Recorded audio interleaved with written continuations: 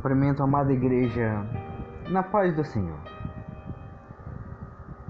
Estou muito feliz aqui por estar anunciando o Evangelho do Reino de Deus.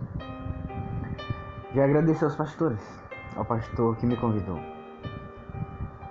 também a sua digníssima esposa missionária. Agradeço ao Senhor Deus por ter concedido mais essa oportunidade de estar aqui e anunciar o seu poder através do Evangelho, através das Santas Escrituras. Sem perca de tempo, já de pé, abram as suas Bíblias no capítulo 6 de Atos dos Apóstolos. Atos dos Apóstolos, capítulo 6. Em seu verso 8, está escrito: Ora, Estevão, cheio de graça e poder, fazia prodígios e grandes sinais entre o povo. Repita comigo. Ora, Estevão, cheio de graça e poder, fazia prodígios e grandes sinais entre o povo. Podem tomar seus assentos aplaudindo ao Senhor Jesus, porque Ele é bom, porque Ele é excelente e maravilhoso. Amada igreja, geração eleita, hoje nos deparamos aqui com a história de Estevão. Estevão era um jovem e ele era cheio do poder de Deus. Ele era cheio de fé, era cheio da graça, e entre o povo fazia grandes sinais, prodígios, maravilha.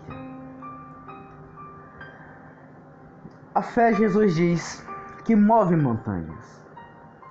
Jesus certa vez disse que se tivermos a fé do tamanho de um grão de mostarda, que é a menor entre todas as sementes, diríamos ao monte: lança-te daqui e precipita-te no mar. Ele falou isso para que vocês tivessem uma ideia do que a fé é capaz de fazer. Eu lembro-me da mulher que tinha um fluxo de sangue. Já há 12 anos ela padecia com aquela sua enfermidade. Andava fraca, andava despachada dos médicos porque a sua doença não havia cura. Quem sabe ela e sua família gastou todos os seus bens para os médicos produzirem uma cura, um tratamento adequado que colocasse fim naquela sua enfermidade. Porém, todo o esforço dela e de seus pais foram inúteis. Ela já estava desprezada, já estava condenada à morte, e ela sabia que não tinha cura para ela. Mas ela ouviu falar de um certo Galileu, um homem simples, um homem honesto, um homem trabalhador, carpinteiro, mas que ele, mesmo sendo filho de carpinteiro e de uma mulher simples chamada Maria, ela sabia que ele era diferente dos demais homens. Ela sabia que ele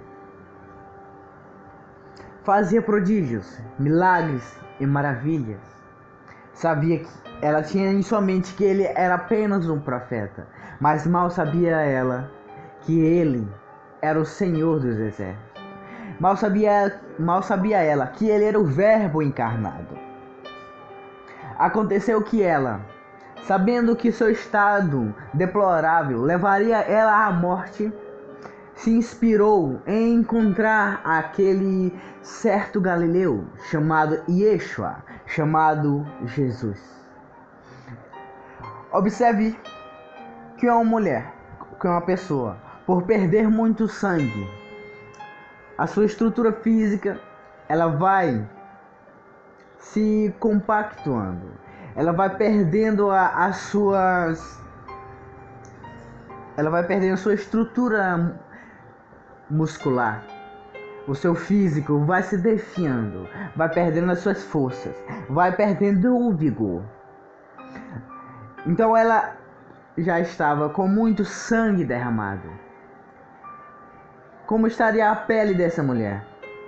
Sem sangue ou pouco sangue, quase nada em seu corpo, em suas veias. Andava-se quase rastejando. Porque na cultura judaica, pela cultura judaica, ela não poderia tocar em ninguém.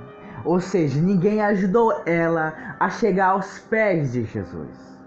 Na cultura judaica, ninguém poderia tocá-la porque ela estava imunda. Porque na lei levítica diz que quando a mulher chegar ao seu certo tempo que sangra, ela não pode tocar em objetos, tocar em pessoa. E tudo quanto for tocado deve ser limpo, porque tudo quanto ela tocou, estando no seu estado de sangramento, se torna imundo. Então ela não foi ajudada por ninguém. Todos aqueles que tocassem nela seriam pela lei apedrejados. Então ela indo só, sem força, sem o seu vigor, mas ela ia com determinação. Ela ia de encontro a Jesus totalmente esforçada. Ela sabia que a morte estava à porta, sabia que não tinha muito tempo de vida, mas sabendo que aquele rapaz, aquele homem que era poderoso em milagres e maravilhas, ela sabia que ele poderia curá-la. Então ela, sabendo disso, intentou em sua mente, planejou e colocou o seu plano em prática de chegar aos pés de Jesus. E chegando aos pés de Jesus, ela pensa: tocarei ao menos na orla de suas vestes, então eu serei curada. Olha a fé dessa mulher, desprezada dos médicos, despachada de todo o conhecimento da ciência, entregada já à morte e desprezada por todos porque não podiam ajudá-la, nem tocá-la. Mas ela tinha fé em Cristo Jesus, que ela iria ser curada da sua enfermidade e que nem precisaria Senhor Yeshua tocar em sua cabeça e eu fazer uma oração, mas ela tocou apenas em suas vestes. E nessa atitude que ela pensou em fazer, e por pensar e por se inspirar nela, praticou esse ato, ela foi curada ao tocar as vestes de Jesus. Isso é a fé. A fé é saber que tudo está perdido. A fé é você olhar ao seu derredor e os problemas que te assolam. Pela sociedade não há solução. Através do dinheiro não há como resolver. Ou um caso de enfermidade, pela ciência, pelos médicos, está despachado.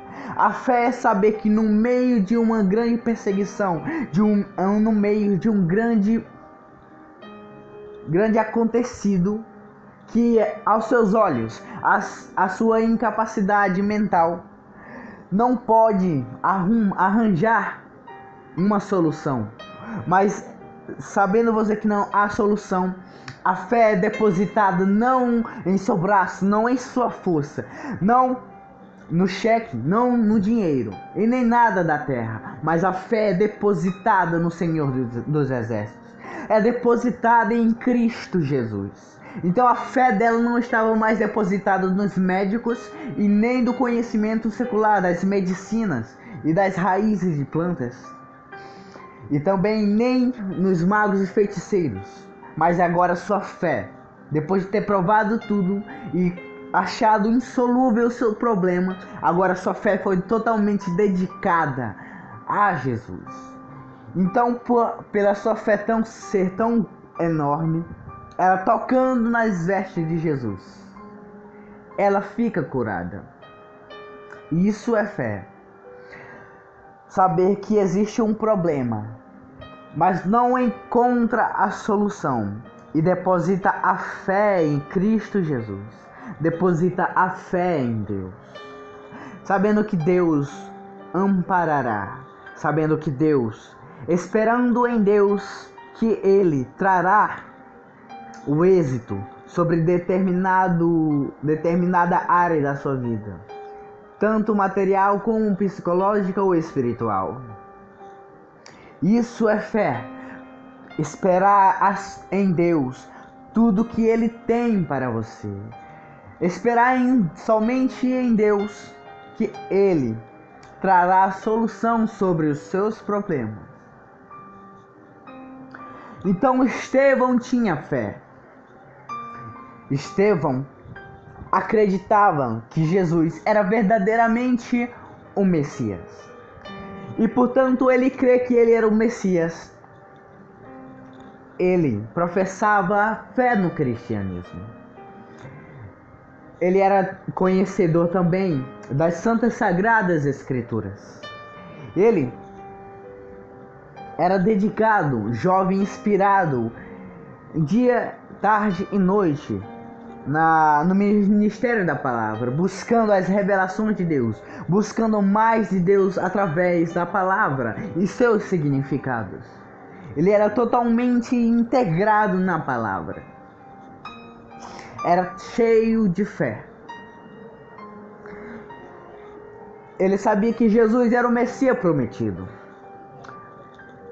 Observe que no passado os profetas falaram a respeito de um Messias, que no futuro distante viria um Messias. Messias esse, Redentor. Messias esse, Salvador do povo de Israel. Então acontece que ele vem. Certa vez, o anjo Gabriel foi de encontrar uma virgem, e dela diz: bem-aventurada és tu mais que todas as mulheres. Então, ele fala: tu serás a mãe do Messias. Porém, ela ficou assustada. Por quê? Porque ela não tinha marido.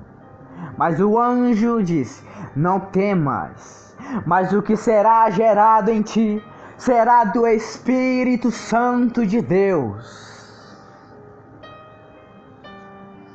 Então nela foi gerado. E quando ele nasceu, desde a sua meninice até o seu tempo já adulto, ele era totalmente cheio do Espírito de Deus. Era cheio da sabedoria, não sabedoria terrena, mas a sabedoria que vem do alto. E ele, como Messias, veio resgatar o povo, veio como Redentor, veio como libertador. Os judeus esperavam um Messias que reinasse no mundo aqui material, tirando o povo judeu da escravidão, do jugo que eles tinham pelo povo romano. O povo romano submetia eles, aos judeus, quase que em escravidão, cobrando altos impostos, tomando tudo quanto eles queriam, tinham tudo por direito, porque Jerusalém e Israel era governada por eles, imperadores romanos. Então eles esperavam um Messias que arrancasse de um modo súbito Israel das mãos dos romanos e reinasse, e o seu reino duraria para todo sempre, passando de geração em geração. Era esse o Messias que eles esperavam que viesse. Mas o Messias, o verdadeiro, que é o Verbo encarnado, que é aquele que se assentava à direita do Pai, que é o Senhor, o Rei dos Reis, vindo em carne, manifestou o seu reino, não no modo material, não no poder de exércitos, não no poder eclesiástico, não dominando imperadores e submetendo os reinos à palma de sua mão, mas ele veio dominando as potestades e principados e hostes espirituais da maldade, espirituais somente, expulsando demônios, curando os enfermos e fazendo tão grandes sinais, prodígios e maravilhas que deixavam as pessoas babacadas pelo poder que ele tinha em suas mãos. Poder esse dado pelo Espírito Santo de Deus, que em Cristo Jesus habitava. Esse foi o verdadeiro Messias. Mas os judeus não esperavam um Messias, que o seu reino era espiritual. Falava das coisas que compreendiam o reino de Deus. Antes esperavam um rei que submetesse todo o mundo em paz e todos os poderes voltados ao reino de Israel. Então ele vindo com essa nova doutrina, esse evangelho do reino de Deus, não o aceitaram como Messias, não o aceitaram como rei, porquanto o mataram crucificado. Mas através da sua crucificação, ele fez expiação por nossos pecados. Ali ele foi o nosso redentor, foi o nosso resgatador, porque pelas suas pisaduras nós fomos sarados, através da sua crucificação na cruz. E através da sua morte, nossos pecados foram imputados sobre ele, perdoando assim nossos pecados, fazendo expiação por nós. E a ira de Deus foi aplacada pelo pecador. Foi acalmada a ira de Deus, porque está escrito que a alma que pecar, essa morrerá. O salário do pecado é a morte, mas o dom gratuito de Jesus, o dom gratuito de Deus, quando entregando seu Filho único, tão amado naquela cruz para perdoar nossos pecados através da sua morte e derramamento de sangue, e através da sua ressurreição, nos reconciliando, limpando nossos pecados através da crença no Evangelho, nós fomos feitos filhos de Deus. Então está escrito que o salário do pecado é a morte, mas o dom gratuito de Deus é a vida eterna. Então o reino dele não foi material. O reino do Messias, Jesus, era espiritual. E Estevão sabia dos testemunhos de Cristo Jesus. Sabia dos seus milagres, dos seus prodígios, todos os seus feitos. Conhecia bem as suas doutrinas e seus ensinamentos, porquanto o Espírito Santo de Deus o convenceu do pecado, o convenceu que Jesus era o verdadeiro Messias, o convenceu que ele era o rei que toda a humanidade esperava. Não o rei carnal, o rei material que os judeus esperavam, mas o rei espiritual, o rei solene, o rei que é tão grande que ele se assenta nos altos céus. E o salmista diz que tão grande é esse Deus, que os seus pés caminham sobre as terras, e sua face está diante os serafins, que cantam: Santo, Santo, Santo, Santo é o Senhor dos exércitos. Certo salmista diz que ele é tão grande, que quando ele quer contemplar os céus, ele se inclina olhando para baixo. Um Deus tão grande que cabe em sua mão toda a terra e os oceanos, que conhece as estrelas como a palma de sua mão. Esse é o Messias que se fez carne, que deu-se a vida por nós, para expiar o nosso pecado, para reconciliar-nos com Deus. E o Espírito Santo convenceu a Estevão, ao jovem Estevão, que ele verdadeiramente era o Messias. Porque é o Espírito Santo, observe que é o Espírito Santo que convence o homem do pecado. Poderia eu pregar semanas, meses, até anos, até faltar a minha voz. Mas não é minha habilidade com palavras que fará você se converter. Não é as minhas excelentes histórias que farão vocês amarem a Deus.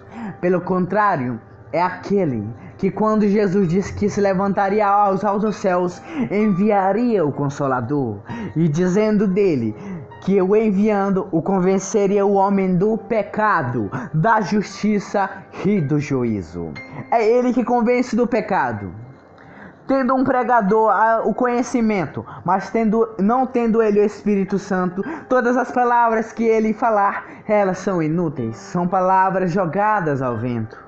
Porque quem convence não é o homem, quem convence é o Espírito Santo, porque ele é enviado através dos pregadores e através das palavras que é lançada da sua boca, sendo inspirada totalmente por Deus. Ela vai como uma espada de dois gumes na divisa da alma e do espírito, entre as colunas e medulas, lá discernindo as intenções do coração, lá transformando a natureza pecaminosa do filho de Adão, que é caído em pecado, e agora uma nova criatura, nascendo de novo, sendo a imagem e semelhança de Cristo Jesus, sendo totalmente misericordiosos, sendo esperançosos, sendo portadores do amor, do excelente amor, não o amor de mulher para homem, que é o amor erótico, não um amor de pai para filho, que é o amor afetivo, mas o amor que vem totalmente do reino de Deus. É o amor ágape, que é só Deus que o tem. O amor ágape é esse, que mesmo que uma pessoa te ofenda, te escarneça, te despreze, até mesmo te venda como escravo, chamando você de lixo, ou te crucifique na cruz, você ainda o ama. Esse é o amor que nós não temos. Apenas o que importa é esse amor. São aqueles que são nascidos do Espírito, aqueles que pelo Espírito são confirmados à imagem de Cristo Jesus, porque Jesus portava o amor que vem do alto, não o amor terreno, o amor de boca para fora, mas o amor que mesmo Deus, sabendo que nós não mereceríamos de seu Filho ser crucificado e morto por amor de nós, ele mesmo assim, sabendo que nós não merecíamos, ele o entregou. É amar sem ter o porquê, é amar sem nós merecermos, é entregar de graça, sem nós fazermos nada para merecer. Isso se denomina amor ágape, amor que só Deus tem, e amor que é implantado àqueles que são nascidos de novo através do Espírito Santo. Observe que Estevão era cheio de fé, era cheio do Espírito Santo. E cheio do Espírito Santo portava o amor. Era também cheio de misericórdia, a imagem e semelhança de Cristo Jesus. Ele conheceu verdadeiramente o Evangelho, foi transformado pelo poder da palavra. Então o Espírito Santo de Deus cumpriu a palavra em Hebreus que diz: eu colocarei os meus mandamentos no seu entendimento e colocarei minhas leis na tábua do seu coração, e você não pecará mais contra Deus, e nem dirá ao seu irmão: conheça ao Senhor, pois todos me conhecerão e todos me obedecerão. Então Estevão era nascido de novo.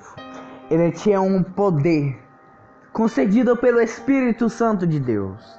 Certa vez o apóstolo Paulo, em sua carta aos Coríntios, segunda carta aos Coríntios, capítulo 12, ele fala a respeito dos dons espirituais. Ele fala que o Espírito Santo concede a cada pessoa um dom diferente para aquilo que ele for útil.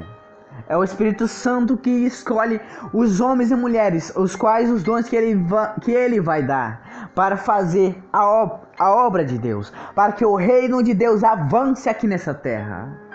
É ele quem escolhe o dom a qual ele entrega a qualquer um.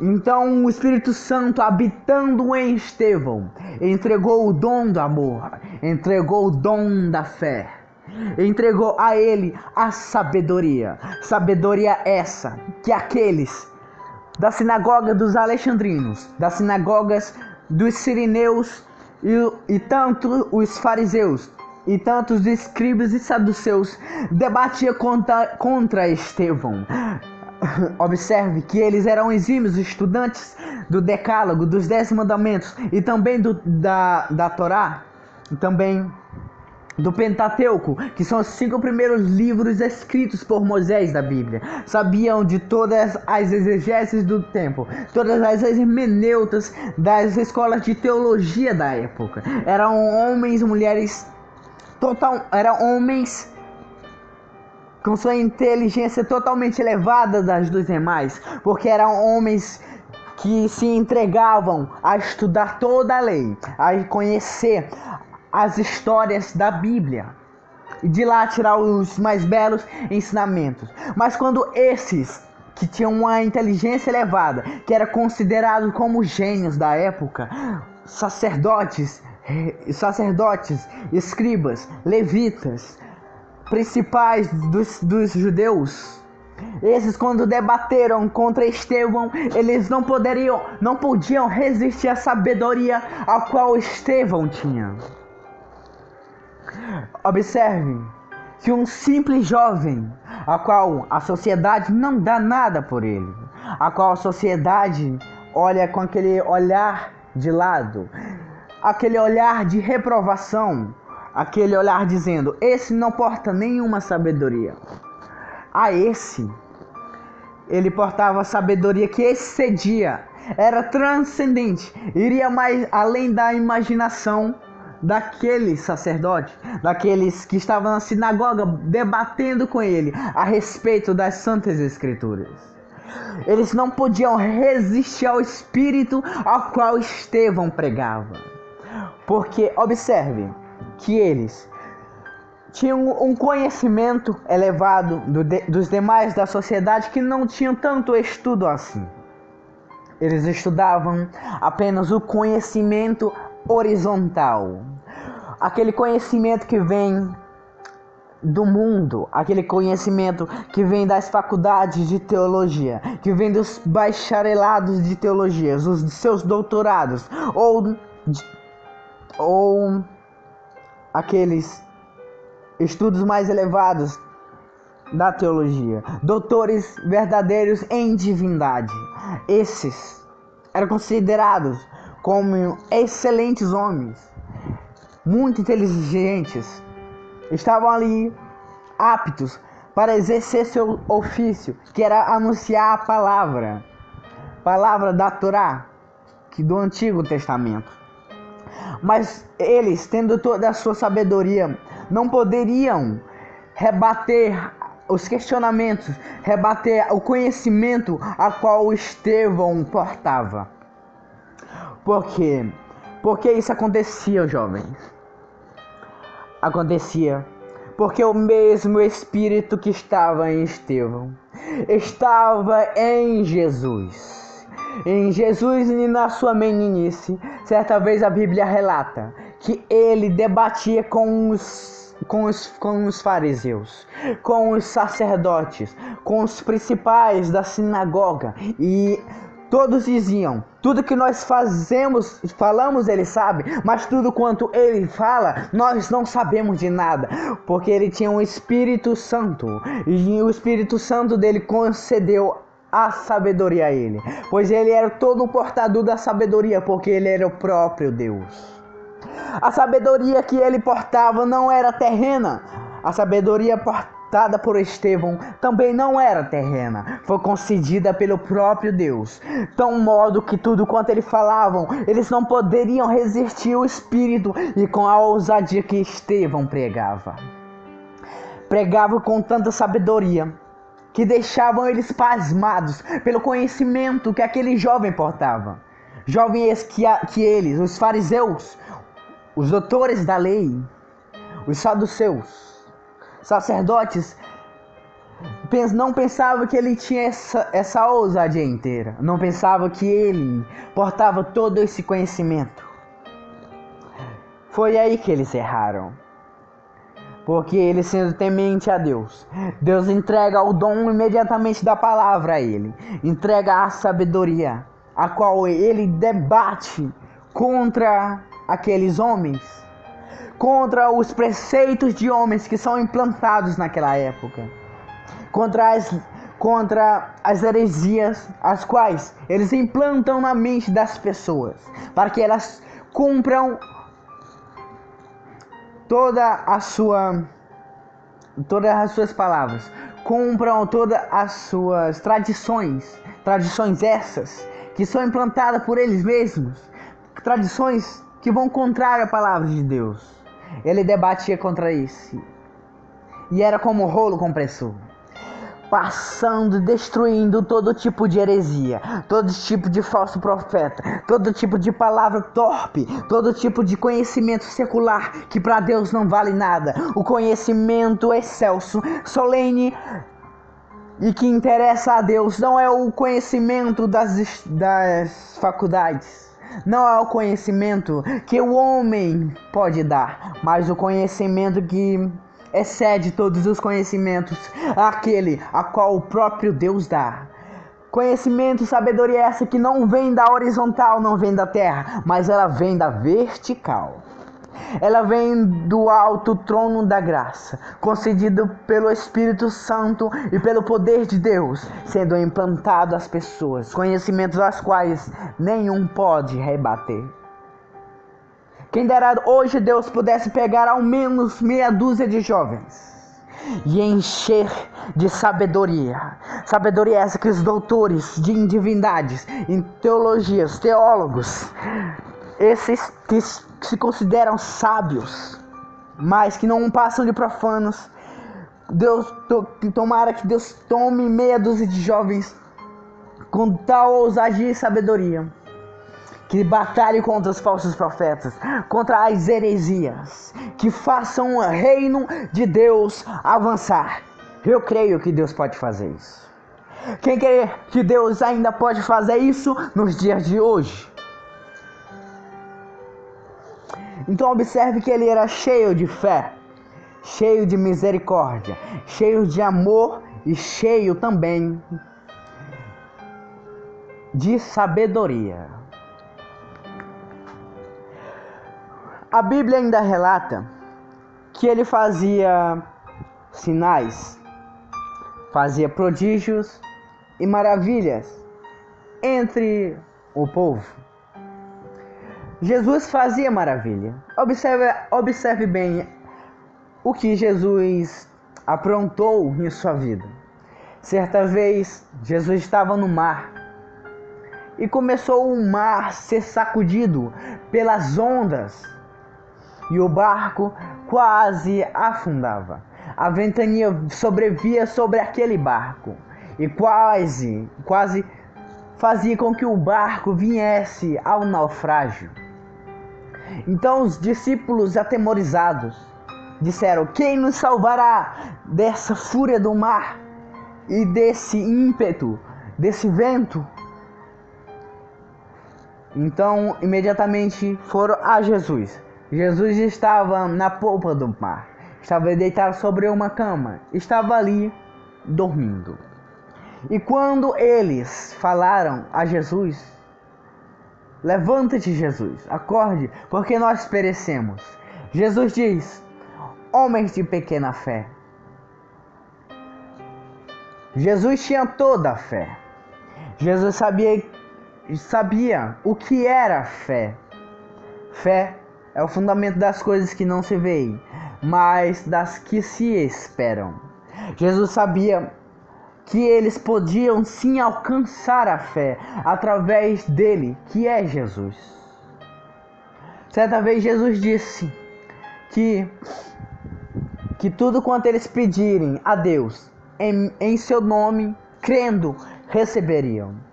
Jesus sabia que aqueles discípulos poderiam parar aquela tempestade, acalmar aquelas águas, se eles crescem em Deus, e que Deus poderia trazer abundância sobre aquele dia através do seu Filho Jesus. Então Jesus diz: homens de pouca fé. Eles não tinham fé, eles não acreditavam. Jesus, se levantando da polpa do barco, levantou-se até fora, onde ele avistou a fúria das ondas.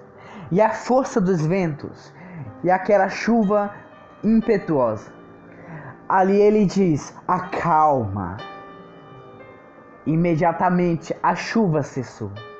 As ondas do mar vieram a bonança. O vento soprava suavemente. Então os seus discípulos maravilhados dizem: quem é esse que até sobre as ondas ele tem poder? Quem é esse que até sobre a ventania e sobre a chuva ele manda e obedece? Ficaram totalmente abismados. Mas Jesus sabia das capacidades que eles tinham através da fé. Bastava ele crer. Te faço essa pergunta. Você crê em Jesus? Você crê em Jesus como aquela mulher do fluxo de sangue creu? Você crê em Jesus que ele pode acalmar tempestades? Porque crendo em Jesus, tudo Jesus diz: se minhas palavras estiverem em vós e vós estiverem em mim, tudo que pedirem a mim, eu intercederei ao Pai, para que ele conceda a vós o que pediram e para que o nome dele seja glorificado no Filho. Isso é somente para quem crê. Então Estevão era cheio disso, cheio da fé. E por ser cheio de fé, na sociedade ele fazia prodígios, milagres e maravilhas. Quem sabe ele curava os enfermos, resolvia problemas que a sociedade em geral era insolúvel de ser resolvido. Resolvia por causa da sabedoria a qual Deus concedeu a ele. Fazia milagres, faziam prodígios e maravilhas, que são coisas transcendentes, que são coisas que vai além da compreensão e imaginação do ser humano, vai contra a razão. Coisas totalmente miraculosas, coisas que deixam os homens abismados por causa de tal feito. Ele portava essas maravilhas, prodígios e milagres. Portava porque ele cria em Jesus e cria no seu evangelho. E por ele crê, ele nasceu de novo. E por ele ter nascido de novo, foi concedido a ele o selo, o penhor da garantia eterna, que é o Espírito Santo. Quem dera hoje Deus tomasse e enchesse do seu Espírito ao menos meia dúzia de jovens, enchendo de sabedoria, fé, prodígios, milagres e maravilhas, para fazer um reboliço nessa geração por inteira. Eu creio que Deus pode fazer isso. Quem crê que Deus ainda faz isso?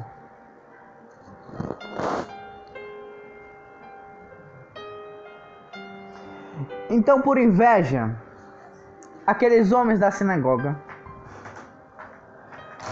planejaram tirar a vida de Estevão. Juntaram para si homens esses que concordaram a levantar falsos testemunhos contra Estevão, através de prata e de ouro. Falsos testemunhos esses que seriam levantados pela pessoa de Estevão, que seria dito que ele estava blasfemando contra Deus e blasfemando contra a lei de Moisés, e que destruiria o templo de Jerusalém. Então ele foi condenado. Apedrejaram a Estevão. Mas Estevão foi um herói da fé. Foi um jovem totalmente tomado do Espírito Santo de Deus, foi transformado novamente, fez grandes prodígios e milagres, fez o reino de Deus avançar nessa terra. E é isso que Deus procura nos dias de hoje: homens que negaram a si mesmo, jovens totalmente cheios do seu espírito, cheios de vontade de fazer o reino de Deus avançar, cheios de vontade de fazer as obras de Deus, fazer os milagres que Estevão fazia. Deus pode tomar nos dias de hoje. Basta crer e se colocar em posição, e Deus concede a voz, porque Ele é maravilhoso, porque Ele é glorioso, e por isso, e pelos seus excelentes feitos, somos incapazes de expressar a nossa gratidão ao Senhor dos Exércitos.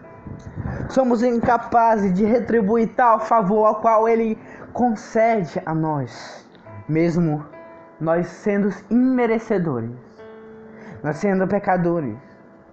Mas Ele nos concede o perdão, Ele nos concede o seu Santo Espírito, e a Ele agora demos toda a honra, toda a glória e todo o louvor. Porque dele, por Ele, para Ele são todas as coisas.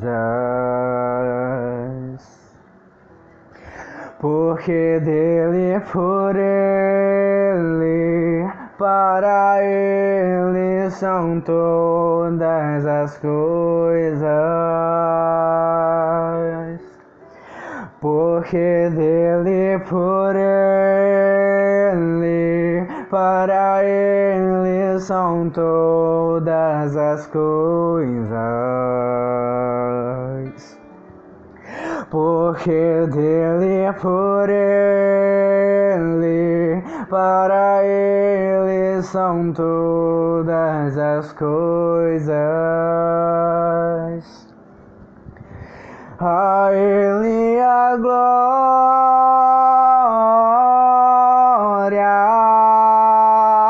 a Ele a glória,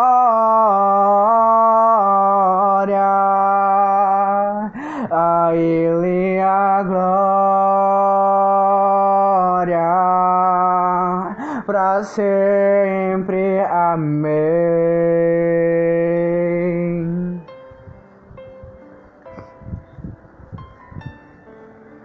A Ele a glória,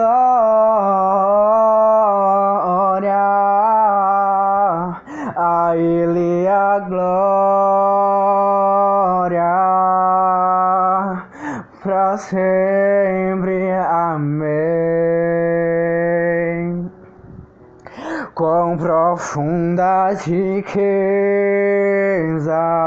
o saber e o conhecer de Deus,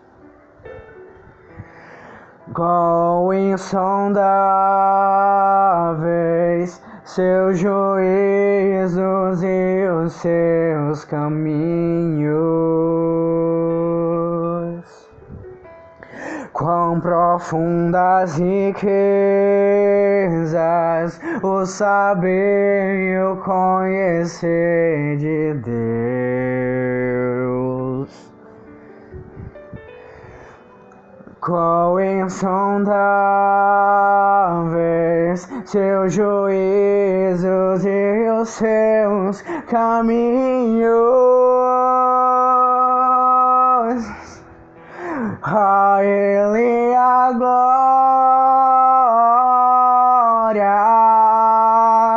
a Ele a glória,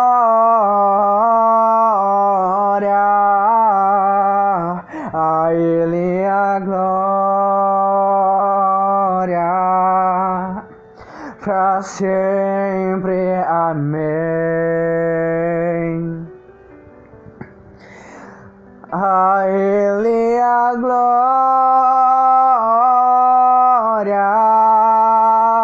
a Ele a glória, a Ele a glória, para sempre. Amém.